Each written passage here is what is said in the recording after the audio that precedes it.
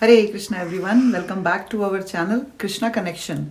बहुत बार लोग पूछते हैं कि एकादशी में हमें अन्न क्यों नहीं खाना चाहिए। एकादशी का व्रत बहुत ही बड़ा व्रत माना जाता है। भगवान ने कहा है कि व्रतों में मैं एकादशी हूँ, तो इसका मतलब एकादशी का व्रत जो है वो सर्वश्रेष्ठ है। एकादशी का व्रत आपकी इच्छा के अनुसार नहीं रखना चाहिए कि आपका मन है तो आप व्रत रखिए, अगर आप नहीं रखना चाहते हैं तो कोई बात नहीं। एकादशी का जो व्रत है वो कंपलसरी है। जैसे हम स्कूल में कुछ सब्जेक्ट्स लेते हैं, कुछ सब्जेक्ट्स ऐसे होते हैं जो हम चूज कर सकते हैं। संस्कृत हमें लेनी है या नहीं, हिंदी हमें लेनी है या नहीं, हम चूज कर सकते हैं। बट कुछ सब्जेक्ट्स ऐसे होते हैं जो कंपलसरी होते हैं, हमें लेने ही पड़ते हैं, जैसे कि मैथ्स, साइंस, इंग्लिश। तो इसी तरह से जो एकादशी का व्रत है वो हमारे लिए अनिवार्य है, कंपलसरी है, हमें रखना ही चाहिए। भगवान ने हम पर कृपा करके हमें बहुत से ऐसे कारण दिए, बहुत से ऐसे रीजंस दिए जिसकी वजह से हम भगवान की भक्ति करके, भगवान का नाम जप करके भगवत धाम वापस जा सकते हैं, कृष्ण की कृपा प्राप्त कर सकते हैं।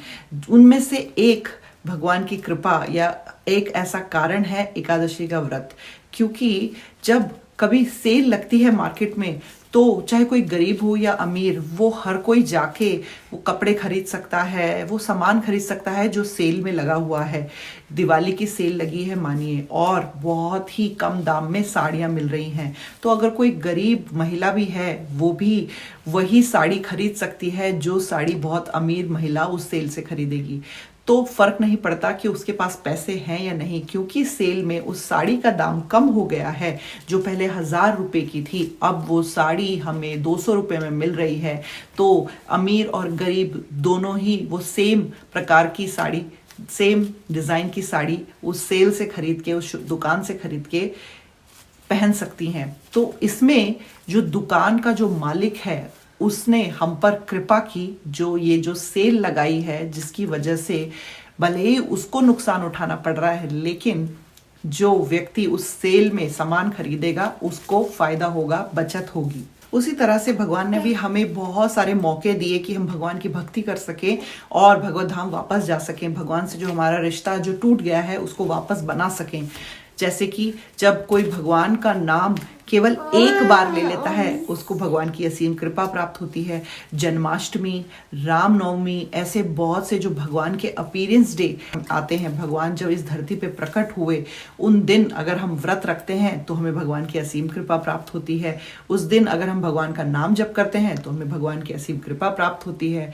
जैसे कि पुरुषोत्तम मंथ जो 3 साल में एक बार आता है, ऐसे महीने में अगर हम थोड़ी सी भी भक्ति करते हैं तो हमें उसका 1000 गुना ज्यादा फल मिलता है। कार्तिक का महीना, दामोदर मंथ, वो भी जो हर साल आता है, उसमें भी अगर हम थोड़ी सी भक्ति करते हैं तो हमें भगवान की असीम कृपा प्राप्त होती है। ऐसे ही भगवान ने हमें बहुत सारे मौके दिए हैं।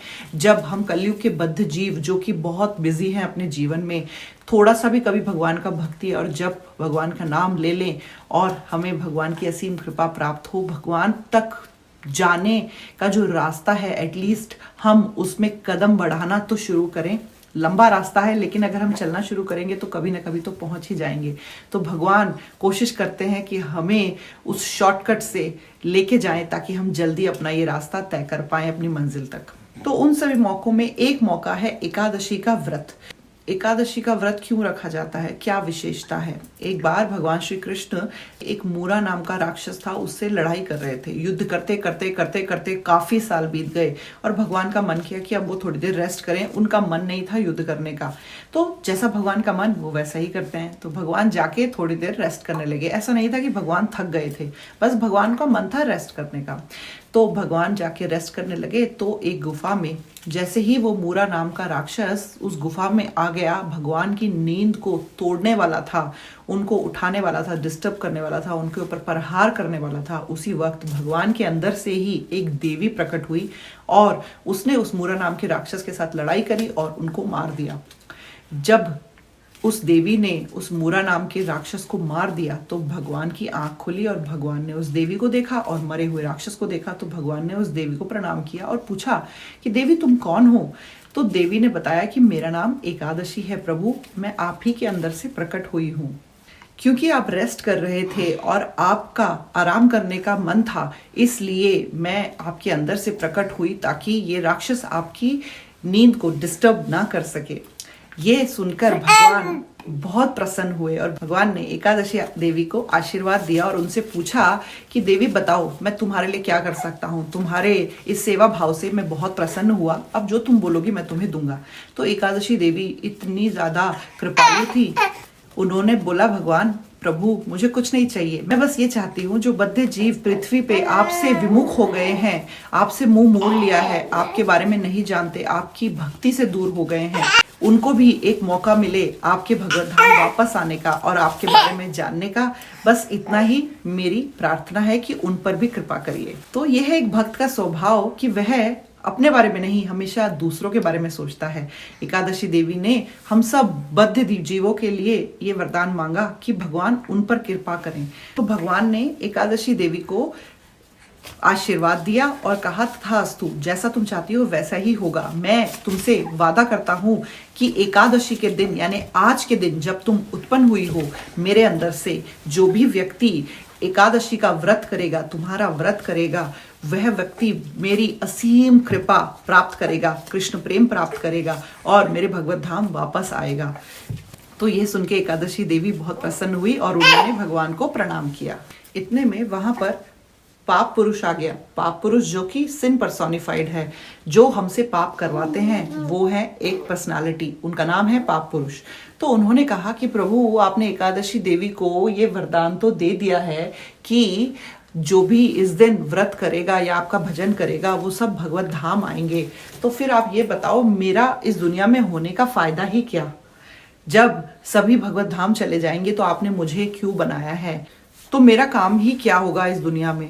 तो भगवान के धाम, भगवान के शरण में जो भी आता है भगवान उसको कभी खाली हाथ नहीं भेजते। तो भगवान ने पाप पुरुष को भी आशीर्वाद दिया कि पाप पुरुष तुम एकादशी के दिन अन्न के दानों पर बैठ जाओ। तो जो भी व्यक्ति एकादशी के दिन अन्न खाएगा, ग्रेन्स खाएगा, वह पाप का भागीदार होगा, वह एक्चुअली में पाप खाएगा। तो भगवान ने पाप पुरुष को अन्न के दानों में पनाह दी, जगह दी। एकादशी के दिन जो पाप पुरुष है वह ग्रेन्स के दानों में, अन्न के दानों में विराजमान होता है। तो अगर कोई भी अन्न खाता है, ग्रेन खाता है एकादशी के दिन, तो वह एक्चुअली में पाप खा रहा है। इसलिए एकादशी के दिन हमें ग्रेन नहीं खाना चाहिए, केवल फलाहार करना चाहिए। जो लोग व्रत नहीं कर सकते उन लोगों के लिए भी एकादशी का व्रत बहुत ही सरल है, क्योंकि वह चाहें तो पूरे दिन खा सकते हैं, लेकिन केवल एकादशी प्रसाद यानी कि फलाहार, अन्न नहीं खाना है। एकादशी के व्रत के भी बहुत सारे प्रकार होते हैं। कुछ लोग केवल पानी पीते हैं, कुछ लोग पानी भी नहीं पीते हैं, कुछ लोग केवल फ्रूट्स खाते हैं, कुछ केवल मिल्क दूध पीते हैं और कुछ जो एकादशी का व्रत वाला जो खाना है वो खाते हैं। तो इसमें कोई हार्ड एंड फास्ट रूल नहीं है। आपकी जैसी क्षमता, आपकी कैपेसिटी के अकॉर्डिंग आपको व्रत रखना है। अगर आप रख सकते हैं बिना पानी के तो बिना पानी के, अगर आप रख सकते हैं केवल फ्रूट्स के साथ तो आप फ्रूट्स खाइए। और अगर आपकी तबीयत खराब है, कोई हेल्थ इशू है, आप वृद्ध हैं या बच्चे हैं, आप पूरे दिन खा सकते हैं, लेकिन अन्न ना खाकर आप फलाहार करिए, तो आपका एकादशी का व्रत पूर्ण माना जाएगा। एकादशी के व्रत में सबसे इम्पोर्टेंट क्या है जो अक्सर हम भूल जाते हैं व्रत करने के चक्कर में? सबसे इम्पोर्टेंट है भगवान के नाम का जप करना, भगवान की कथा सुनना, भगवान की भक्ति करना।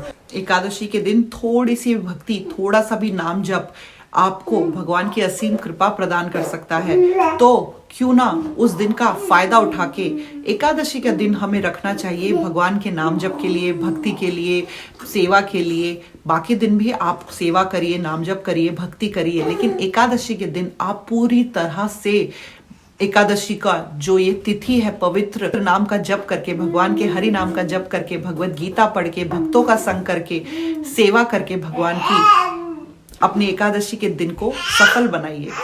हरे कृष्णा।